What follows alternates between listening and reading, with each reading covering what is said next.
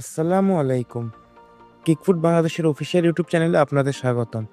ধারাবাহিক series now your চ্যাম্পের আমাদের আজকের নায়ক মোহাম্মদ মেহেদী হাসান মিঠু। বাংলাদেশের একজন নির্ভরযোগ্য এবং পরিশ্রমী ডিফেন্ডার হলো মোহাম্মদ মেহেদী হাসান মিঠু, যিনি বাংলাদেশের ঘরোয়া ফুটবলের একজন পরিচিত এবং নির্ভরযোগ্য মুখ। এই ডিফেন্ডার 1994 সালে 24শে অক্টোবর জন্মগ্রহণ করেন। বর্তমানে তিনি বাংলাদেশ প্রিমিয়ার লিগের অন্যতম ঐতিহ্যবাহী ক্লাব মোহামেডান স্পোর্টিং ক্লাবের গুরুত্বপূর্ণ সদস্য এবং বাংলাদেশ জাতীয় ফুটবল দলেরও অংশ। রক্ষণভাগে তার স্থিরতা, ট্যাকলিংয়ের দক্ষতা এবং মাঠে বিভিন্ন পজিশনে খেলার সক্ষমতা তাকে আলাদা পরিচিত দিয়েছে। তিনি 2011 সালে কারওয়ান প্রগতি সংঘের হয়ে তার সিনিয়র ক্যারিয়ার শুরু করেন। এরপর তিনি বিভিন্ন ক্লাবে খেলে নিজের দক্ষতা অর্জন করেন। তিনি আজ পর্যন্ত কারওয়ান পিএস, বাংলাদেশ সেনাবাহিনী, চট্টগ্রাম আবাহনী, মুক্তিযোদ্ধা সংসদ কেসি এবং মোহামেডান এসসির হয়ে খেলেছেন।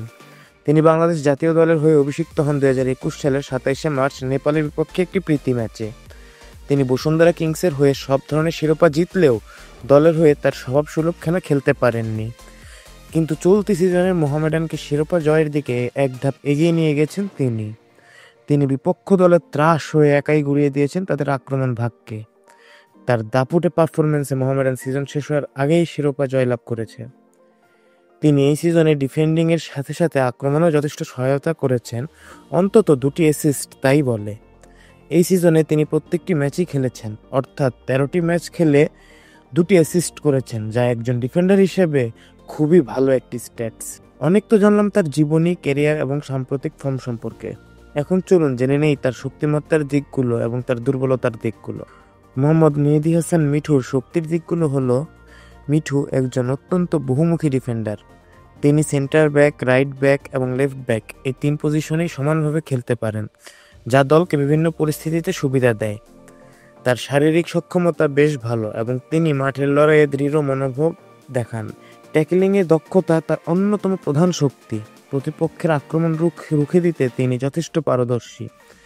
মাঠের অবস্থানগত সচেতনতা এবং ইন্টারসেপশন করার ক্ষমতা তাকে একজন নির্ভরযোগ্য ডিফেন্ডার হিসেবে পরিচিত করেছে। মিঠুর কিছু দুর্বলতা রয়েছে, সেগুলো হলো: কিছু ক্ষেত্রে তার পাসিং এবং বল নিয়ন্ত্রণে উন্নতি করার সুযোগ রয়েছে, বিশেষ করে আক্রমণাত্মক পরিস্থিতিতে দ্রুত পাস এবং নির্ভুল পাস দেওয়াটাও গুরুত্বপূর্ণ। মাঝে মধ্যে ফোকাসের অভাব দেখা যেতে পারে, যার ফলে রক্ষণভাগে ভুল হওয়ার সম্ভাবনা থাকে।